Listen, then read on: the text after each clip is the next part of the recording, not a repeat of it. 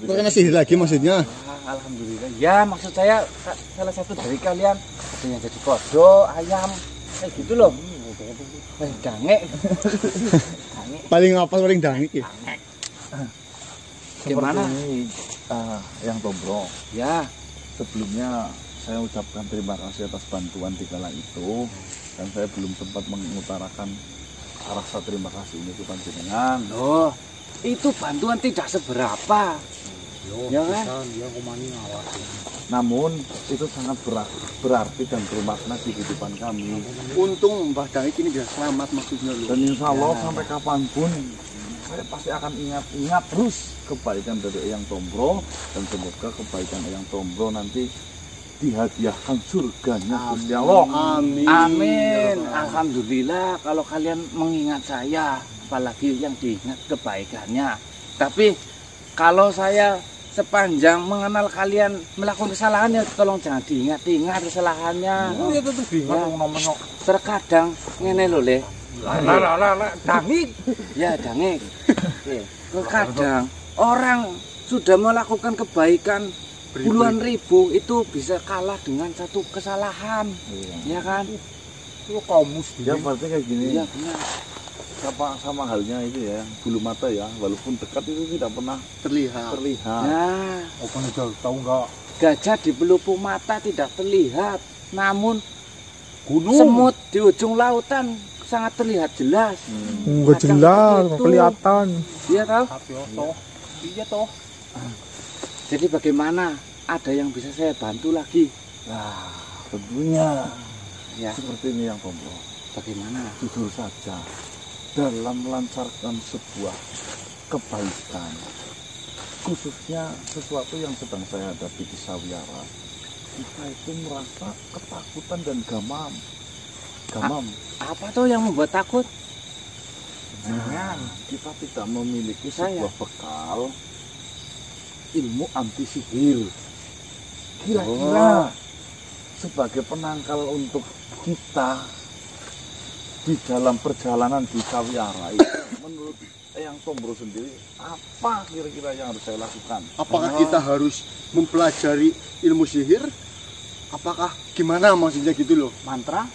Ya, saya paham. Duduk Le, duduk. Kok nyangkreng bekane. Kusi tolong manut. Bean mak nyangkreng bean. Mboten. Ngene lho Le. Udah dari tadi wis ngemek kok. Maksudku tak jelas. Dari kotak lagi aja. Mau. Untuk berhadapan dengan ilmu sihir yang mana alhamdulillah saya menguasai beberapa ilmu sihir. Jadi besar kecilnya saya tahu bagaimana untuk menangkal sihir. Karena saya diajarkan ilmunya, saya juga diajarkan pantangan ketika berhadapan dengan orang yang tidak tahu ilmu sihir. Nah, seperti itu. Jadi seperti ini. Ya. Ilmu sihir ini sebenarnya gampang dihindari ataupun dihadapi kalau kalian tahu caranya. Ya, maksudnya seperti itu. Yang pertama Le, kalau kalian bertemu dengan ahli sihir yang menjadi musuh kalian, yang pertama ya, ini saya jelaskan dulu. Ilmu sihir itu bukan hanya merubah sesuatu menjadi sesuatu yang lain. Ya, ilmu sihir itu bisa pikiran, itu bisa mempengaruhi pikiran orang lain, itu bisa. Ya, ketika kamu berhadapan, dia sudah mengeluarkan ataupun menunjukkan gelagat mau mengeluarkan ilmu sihirnya. Yang pertama kalian lakukan, bertarung secara tatap mata ataupun jarak dekat.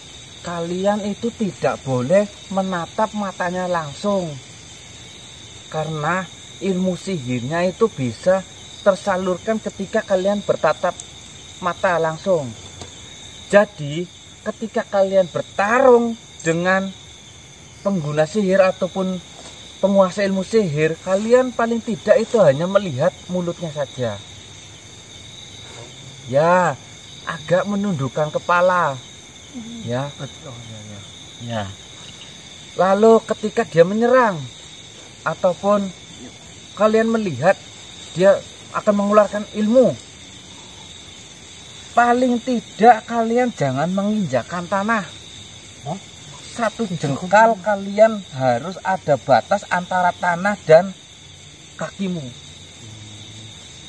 Ya, Penjelasan ilmiahnya apa itu, kenapa tidak boleh menginjak tanah itu yang ilmu sihir itu sangat cepat tersalurkan ketika sang korban itu masih menapak dengan tanah, dengan yang diinjak?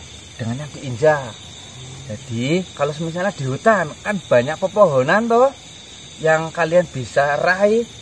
Kalian kalau sedang kondisi terdesak mau diserang oleh sihir, Mau dikutuk berarti ya bahasanya. kalian langsung saja ketapel ngono loh. Oh iya. Ya, ngerti? Menek. Ya, menek. Jaraknya 1 jengkal minimal. Ya, itu yang pertama. Yang kedua maksudnya. Lalu yang ketiga. Ketiga, kalian harus pintar-pintar